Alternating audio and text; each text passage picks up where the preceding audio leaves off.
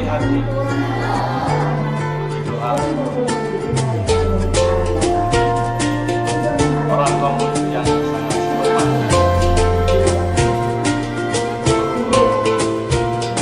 Adik sekalian yang hebat dalam berpikir. Hari ini kalian sudah mengikuti upacara. Kesempatan ini saya ingin menyampaikan terkait dengan disiplin positif bagi kita warga sekolah. Di sekolah kita ada aturan tata tertib sekolah yang mengatur tentang kehidupan kita warga sekolah, mulai dari guru-guru, siswa-siswa kelas 1 sampai kelas 6 selama kita berada di sekolah.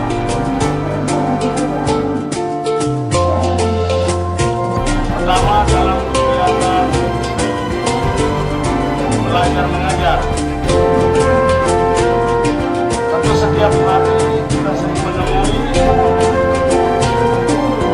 ada siswa-siswa kita yang berperilaku menyimpang.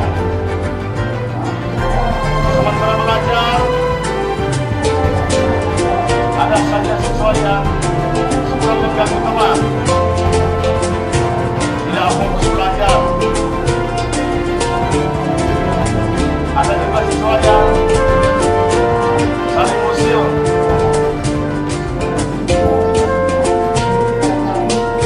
ingin berkelahi dengan temannya, sangat mengganggu dalam kegiatan belajar mengajar.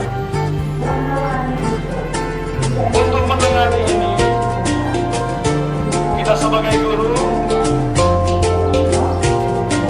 kita harus membuat tindakan yang tepat. Atau tindakan kita mengacu pada aturan tata tertib sekolah. Kita berupaya menghindari sanksi-sanksi atau hukuman berupa menyakiti fisik anak. Kita jangan menghukum anak. Contohnya kita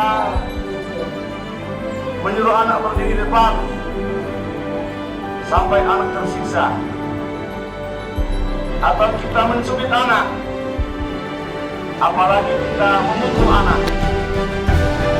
Itu tidak boleh. Tindakan yang tepat kita lakukan adalah kita harus manajemen dengan baik. Ketika kita temui anak-anak yang menyimpang, anak-anak yang usil, anak-anak yang suka berkelahi di kelas, kita panggil mereka, kita membuat tindakan preventif dan tindakan simpatik. Kita menanyakan persoalan yang mereka hadapi. Nantinya setiap anak yang terlibat mereka akan berikan alasan.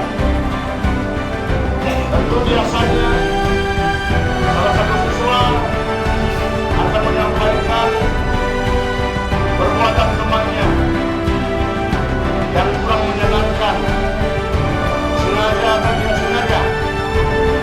Untuk itu kita harus menjelaskan kepada siswa tersebut tindakan seperti itu salah. Kita sampaikan kepadanya bahwa ketika kalian mengganggu teman, menyakiti teman, itu dampaknya akan merugikan, terutama diri sendiri. Ketika kita melakukan kasar, ya, sikap kasar pada teman, tentu teman bisa berakibat fatal, ya. Teman kalian bisa sakit atau bisa menderita yang lebih berbahaya lagi. Apalagi sudah main kasar, pukul, tendang, sebanyak kejadian tanpa sengaja anak-anak menendang temannya. Akhirnya anak-anak mengalami cedera yang berat, bahkan sampai ke rumah sakit, bahkan di daerah lain ada yang meninggal. Nah ini akibatnya, konsekuensinya anak yang mengalami kerugian. Di samping anak tersebut akan terhambat dalam perkembangan pertumbuhannya, anak tersebut akan mengalami sanksi hukum.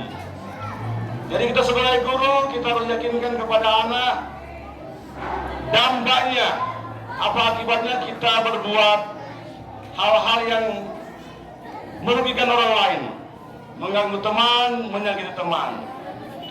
Jadi tindakan kita, jangan kita menghukum anak, menyengsarakan anak, membuat fisiknya menderita. Kita kelola dengan baik. Kita lakukan tindakan-tindakan simpati kepada siswa. Apa saja pelanggaran mereka? Termasuk anak-anak yang membuat pelanggaran ketika istirahat. Ada anak-anak yang membuang sampah sembarangan. Jelaskan, panggil anak tersebut. Jelaskan kepada mereka bahwa membuang sampah sembarangan punya dampak negatif dalam kehidupan kita. Satu, pertama akan merusak lingkungan. Kedua, ketika sampah dibiarkan begitu lama akan menjadi sarang penyakit, sarang bibit penyakit. Jadi akan menanggungnya tentu anak-anak juga. Apalagi ada sampah-sampah yang bisa menampung air hujan. Ketika lama-lama wadah-wadah tersebut bisa menjadi tempat bertelurnya nyamuk. Dan nyamuk-nyamuk ini akan mentas dan membuat nyamuk-nyamuk baru yang mungkin bisa menebarkan penyakit demam berdarah. Jadi dampaknya anak juga akan terkena gigitan nyamuk dan menderita sakit. Nah, itu. Jadi semua tindakan yang dilakukan ketika kita tidak taat pada peraturan, yang menerima dampaknya adalah anak-anak sekalian, termasuk guru-guru. Jadi mulai sekarang usahakan anak-anak taatilah peraturan, ya, jangan buat-buat pelanggaran. Dan bagi guru-guru, ketika melihat anak-anak melakukan pelanggaran, lakukanlah tindakan mendidik. Jauhkanlah tindakan-tindakan yang menghukum, yang dapat menyengsarakan, menyakiti fisik anak. Sehingga anak-anak tetap bertumbuh sehat, berkembang dengan baik, makin cerdas dan makin berkarakter. Akan menjadi anak-anak yang hebat, kelak bahagia dan selamat. Saya kira demikian penyampaian saya dan terima kasih.